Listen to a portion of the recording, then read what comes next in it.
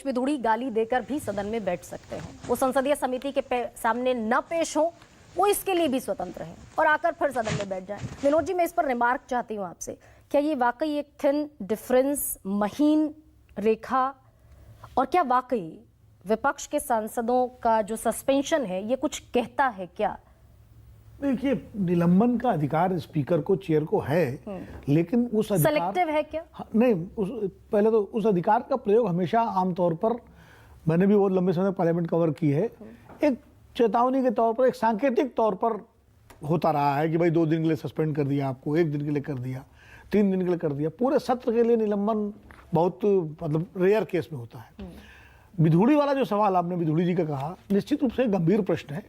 राजीव जेटली जी प्रवक्ता हैं पार्टी के, उनका काम है पार्टी को डिफेंड करना, उन्होंने बड़े बेहतर तरीके से कोशिश की, लेकिन संतुष्ट नहीं कर सकते आप, क्योंकि भाई ठीक है, राजनाथ सिंह ने खड़े होकर के उसके लिए खेद व्यक्त किया, हम सब ने देखा, पार्टी ने काम अलग, लेकिन जिस व्यक्ति ने वो अपराध किया है उस तरह का, उस पर उसका वो संसदीय समिति के सामने तक पेश नहीं। हाँ नहीं, बल्कि उनको तो जिम्मेदारी दे दी गई, टोंक में प्रभारी बना दिया गया पार्टी ने चुनाव के लिए, एक तरह से उनको मान करके।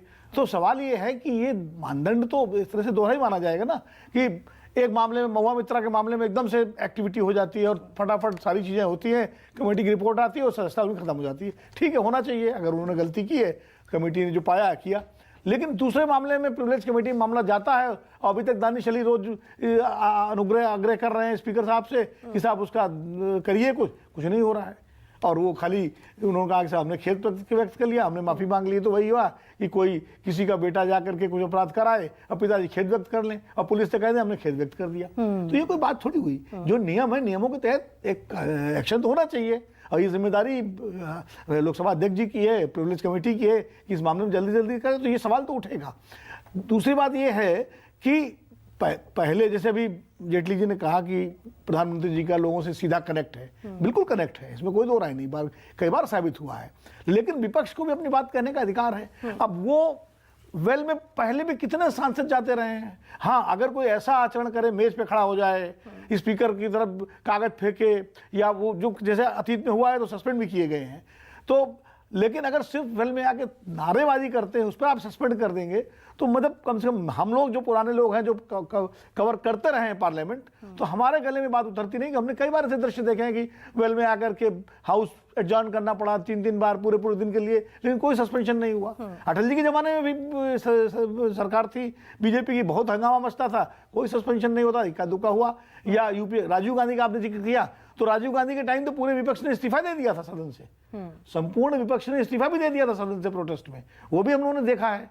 तो इसलिए मुझे लगता है कि थोड़ा सा इन मामलों में, क्योंकि लोकसभा और राज्यसभा सदन है, ये विपक्ष के लिए भी है और यही एक मंच है जहां अपनी बात कह सकते हैं। जो सुप्रीम कोर्ट ठीक है, हो सकता है आप चाहते हैं बात वो ढंग से करें, वो बात जो है चेयर पे बैठ के करें, ठीक है, चेयर बैठ करते हैं। कई बार विपक्ष की सांसद आ जाते हैं वेल में, ये विपक्ष, मतलब जेटली जी ने कहा है भाई, और सुषमा जी ने कहा है कि विपक्ष का अधिकार, अरुण जेटली जी की मैं बात कर रहा हूँ, उन्होंने कहा कि प्रोटेस्ट करना सदन के अंदर और वेल में आना विपक्ष का अधिकार है। सुप्रीम कोर्ट ने कहा नहीं। अरुण पिछले यूपीए के टाइम में अरुण जेटली जी का बयान है, और सुषमा जी का लोकसभा में, उनका राज्यसभा में, कि विपक्ष का डेमोक्रेटिक राइट है। तो लेकिन वही है कि जब आप विपक्ष में होते हैं तो मानदंड दूसरे होते हैं, जब आप सत्ता पक्ष में होते हैं तो मानदंड दूसरे होते हैं, और ये बात सब पर लागू होती है। ये कल को अगर मान लीजिए कांग्रेस सरकार आ जाएगी, तो जो रास्ता अब ये बीजेपी दिखा रही है, वो भी यही करेंगे, और फिर वो कहेंगे कि आपने भी किया था। एब्सोल्युटली। और इसी सवाल पर मैं रोहन गुप्ता के पास आ रही हूँ।